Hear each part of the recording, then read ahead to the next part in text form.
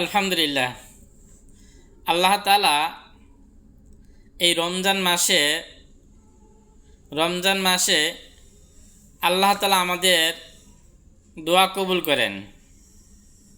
তো এই দোয়াটা কবুল করে এরকমভাবে ইফতারের সময় দোয়া কবুল হয়।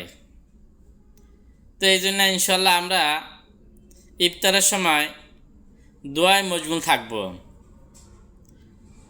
এই মাস খুব বরকতময় মাস। এই মাস আল্লাহ তাআলা মুমিনদের রিজিক বাড়িয়ে দেন।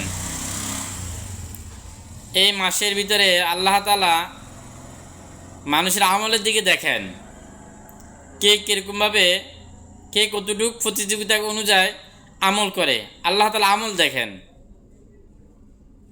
তো এই জন্য আল্লাহ তাআলা আমাদের আমল দেখবেন। এই জন্য আমরা সবসময় আমলের মধ্যে থাকবো, তাহলে আমরা এরকমভাবে লাভবান হব।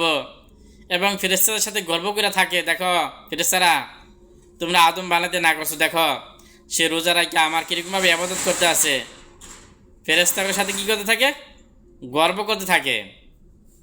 আমগো নবীজি বলছে, ওই ব্যক্তি সবচেয়ে বড় দুর্ভাগ্য যে রমজান মাস পায়েও সে আল্লাহর এই রহমত থেকে বঞ্চিত।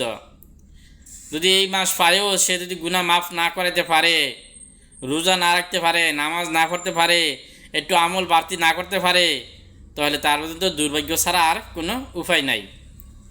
তখন আমরা এরকমভাবে সারা মাস কাঁদতে থাকবো, মরার পরেও কাঁদতে থাকবো, কিন্তু ওই কান্দা কোনো লাভ হবে না। এই জন্য আল্লাহ তাআলা রহমতের মাস দিছে। আমরা ইনশাআল্লাহ বেশি বেশি করে নেক আমল করব। আল্লাহ তাআলা আমাদেরকে তৌফিক দান করুক। আমিন। ওয়া আখিরু দাওয়ানা আলহামদুলিল্লাহি রাব্বিল আলামিন।